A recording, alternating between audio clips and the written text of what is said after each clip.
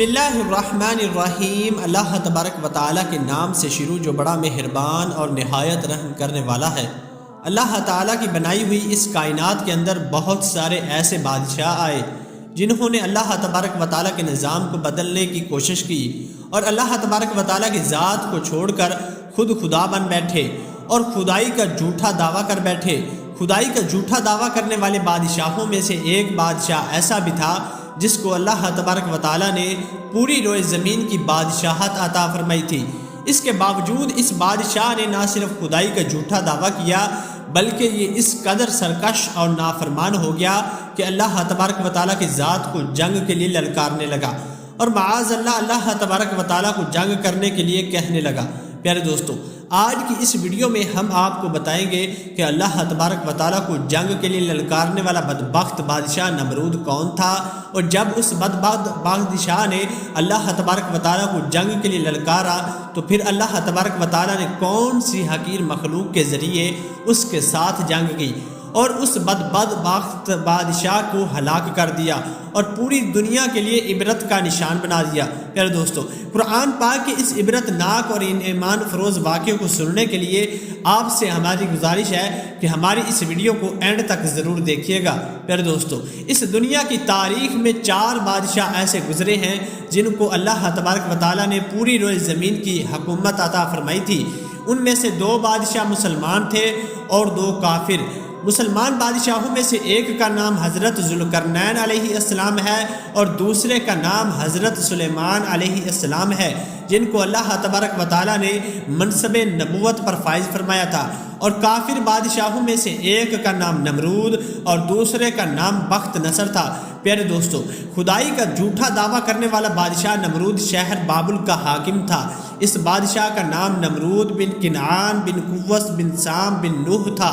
پیارے دوستو، روایات میں آتا ہے کہ اللہ تبارک و تعالیٰ نے نمرود کو پوری روئے زمین پر حکومت عطا فرمائی تھی، اور ایسے بادشاہ نے پوری روئے زمین پر 400 سال تک حکومت کی۔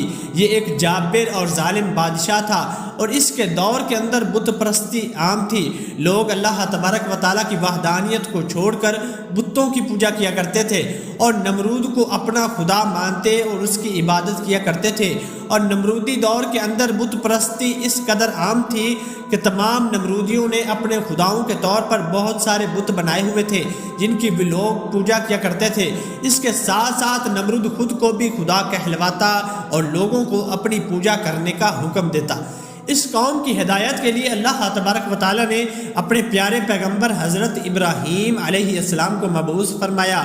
کفر اور شرک اور بت پرستی اس دور کے اندر حضرت ابراہیم علیہ السلام وہ واحد شخص تھے جن کو اللہ تبارک و تعالیٰ کی وحدانیت پر ایمان رکھتے تھے اور بتوں کی بجائے اللہ تبارک و تعالیٰ کی عبادت کیا کرتے تھے۔ حضرت ابراہیم علیہ السلام نے جب اس قوم کو اللہ تبارک و تعالیٰ کی ذات کو چھوڑ کر بتوں کی پوجا کیا کرتے دیکھا تو حضرت ابراہیم علیہ السلام نے اس قوم کو ہدایت کی طرف بلایا اور بتوں کی پوجا کرنے کے بجائے اللہ تبارک و تعالیٰ کی عبادت کرنے کا حکم دیا۔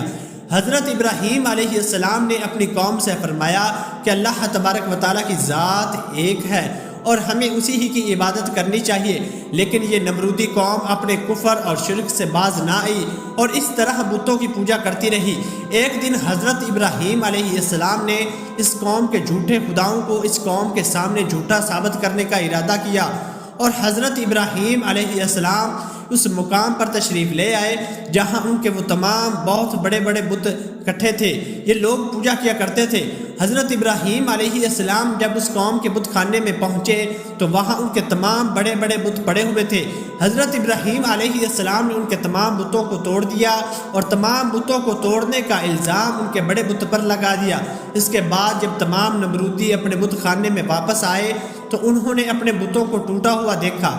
نمرودی قوم اس بات کو اچھی طرح جانتی تھی کہ ہمارے اندر صرف حضرت ابراہیم ہی علیہ السلام ہی ہیں، وہ واحد شخص ہیں جو بتوں کے خلاف باتیں کرتے ہیں اور بتوں کی بجائے اللہ تبارک و تعالیٰ کی عبادت کرنے کا حکم دیتے ہیں۔ لہٰذا جب نمرودیوں نے اپنے خداؤں کو ٹوٹا ہوا دیکھا، سمجھ گیا کہ یہ کام حضرت ابراہیم علیہ السلام کا ہے۔ چنانچہ تمام نمرودیوں نے حضرت ابراہیم علیہ السلام سے بدلہ لینے کے لیے حضرت ابراہیم علیہ السلام کو قتل کرنے کا منصوبہ بنا لیا۔ چنانچہ تمام نمرودی نمرود کے دربار میں حاضر ہوئے اور نمرود کو سارا واقعہ سنایا اور نمرود سے حضرت ابراہیم علیہ السلام کو سزا دینے کا کہا۔ اس طرح نمرود نے یہ بات سنی تو وہ آگ بگولا ہو گیا اور اس نے ایک مقام پر آگ جلانے کا حکم دیا۔ نمرود کا یہ حکم جاری کیا ایک وسیع میدان کے اندر آگ جلائی جائے اور اس کے اندر حضرت ابراہیم علیہ السلام کو ڈال دیا جائے۔ چنانچہ نمرود کے حکم کے مطابق ایسا ہی کیا گیا۔ دور دراز سے بہت ساری لکڑیوں کو اکٹھا کیا گیا اور ایک وسیع میدان کے اندر جمع کیا گیا اور ان کے اندر آگ جلا دی گئی۔ حضرت ابراہیم علیہ السلام کو سزا دینے کے لیے جو آگ جلائی گئی تھی وہ اس قدر زیادہ تھی کہ اس کے شعلے آسمانوں کو چھو رہے تھے۔ پیارے دوستو، جب نمرود کے حکم کے مطابق ایسے وسیع میدان کو اندر آگ کو جلا دیا گیا تو اس کے بعد حضرت ابراہیم علیہ السلام کو اس آگ کے اندر ڈال دیا گیا۔ جیسے ہی حضرت ابراہیم علیہ السلام کو اس آگ کے اندر تشریف لائے تو اللہ تبارک و تعالیٰ نے فوراً آگ کو حکم دیا کہ اے آگ تو حضرت ابراہیم علیہ السلام پر ٹھنڈی اور سلامتی والی ہو جا۔ تو وہ آگ اللہ تبارک و تعالیٰ کے حکم کے مطابق حضرت ابراہیم علیہ السلام پر ٹھنڈی اور سلامتی والی ہو گئی۔ حضرت ابراہیم علیہ السلام ارشاد فرماتے ہیں، میں جتنے دن آگ میں رہا اتنے دن میں اللہ تبارک و تعالیٰ کے خاص فضل اور رحمت میں رہا، اور جو سکون اللہ تبارک و تعالیٰ کی طرف سے مجھے آگ کے اندر عطا کیا گیا وہ اس سے پہلے کبھی نہ تھا۔ پیارے دوستو، کچھ دنوں کے بعد حضرت ابراہیم علیہ السلام اس آگ سے زندہ باہر تشریف لے آئے۔ یہ منظر دیکھ کر تمام نمرودی حیران رہ گئے، لیکن اس کے باوجود نمرود اور نمرودی قوم اللہ تبارک و تعالیٰ کی وحدانیت پر ایمان نہ لے آئی اور اسی طرح اپنی بت پرستی کے اندر مبتلا رہی۔ لیکن اس کے باوجود حضرت ابراہیم علیہ السلام اپنے عہدے سے پیچھے نہ ہٹے اور مسلسل اپنی قوم کو حق کی دعوت دیتے رہے۔ حضرت ابراہیم علیہ السلام نے نمرود کو 12 دفعہ سمجھایا اور اپنے کفر و شرک سے باز نہ آنے اور اللہ تبارک و تعالیٰ کی وحدانیت پر ایمان لانے کا کہا۔ حضرت ابراہیم علیہ السلام کی یہ بات سن کر نمرود اللہ تبارک و تعالیٰ کی وحدانیت کو انکار کرنے لگا اور حضرت ابراہیم علیہ السلام سے مناظرہ کرنے لگا اور حضرت ابراہیم علیہ السلام کے سامنے نمرودی خدا کا دعویٰ کر دیا۔ نمرود نے حضرت ابراہیم علیہ السلام سے مناظرہ کرتے ہوئے یہ سوال کیا، تیرا رب کون ہے؟ تو حضرت ابراہیم علیہ السلام نے ارشاد فرمایا، میرا رب وہ ہے جو زندگی اور موت دیتا ہے۔ یہ بات سن کر نمرود مسکرانے لگا اور حضرت ابراہیم علیہ السلام سے کہنے لگا، یہ تو میں بھی کر سکتا ہوں۔ چنانچہ نمرود نے تکبر کے ساتھ 2 قیدیوں کو بلایا، سزائے موت ہو چکی تھی۔ ان میں سے ایک کو نمرود نے قتل کر دیا اور دوسرے کو آزاد کر دیا، اور اس طرح نمرود تکبر کے ساتھ حضرت ابراہیم علیہ السلام سے کہنے لگا، دیکھو میں نے ایک کو زندگی دے دی اور ایک کو موت دے دی۔ اس طرح نمرود حضرت ابراہیم علیہ السلام کے سامنے اپنے آپ کو خدا کہنے لگا اور اپنی خدائی کی باطل دلیلیں پیش کرنے لگا۔ اس کے باوجود نمرود پھر حضرت ابراہیم علیہ السلام سے پوچھنے لگا، حقیقی خدا تو میں ہوں، بتا تیرا خدا کون ہے؟ اس کے بعد حضرت ابراہیم علیہ السلام نے نمرود کو اس کی عقل کے مطابق جواب دیا، میرا رب وہ ہے جو سورج کو مشرق سے طلوع کرتا ہے اور مغرب میں غروب کرتا ہے۔ اگر تو سچا خدا ہے تو سورج کو مغرب سے طلوع کر کے دکھا۔ چنانچہ جب نمرود نے حضرت ابراہیم علیہ السلام کی یہ بات سنی تو اس کا رنگ اڑ گیا اور وہ لاجواب ہو گیا، اور اس طرح نمرود لاجواب ہو کر اپنی پوری قوم کے اندر ذلیل و رسوا ہو گیا۔ پیارے دوستو، اس کے بعد بھی کئی مرتبہ حضرت ابراہیم علیہ السلام نے نمرود کو اللہ تبارک و تعالیٰ کی وحدانیت کی طرف بلایا، لیکن نمرود اپنی سرکشی سے باز نہ آیا اور اسی طرح کفر اور شرک کے اندر مبتلا رہا۔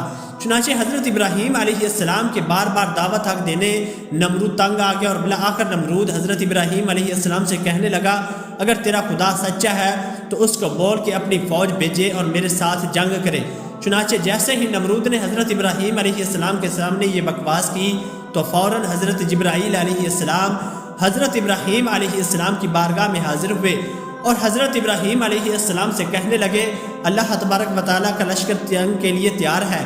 حضرت جبرائیل علیہ السلام کی یہ بات سن کر حضرت ابراہیم علیہ السلام نمرود سے یہ کہنے لگے، اللہ تبارک و تعالیٰ کا لشکر جنگ کے لیے تیار ہے۔ چنانچہ حضرت ابراہیم علیہ السلام کی یہ بات سن کر نمرود حضرت ابراہیم علیہ السلام سے کہنے لگا، مجھے 3 دن کی مہلت دی جائے تاکہ میں اپنی جنگ کی تیاری کر سکوں۔ دی گئی۔ پیارے دوستو، چونکہ نمرود کی حکومت پوری دنیا پر تھی، ان 3 دنوں کے دوران نمرود نے پوری دنیا کے بڑے بڑے جنگجوؤں کو اکٹھا کیا اور بہت سارے ہتھیاروں کو جنگ کے لیے تیار کیا۔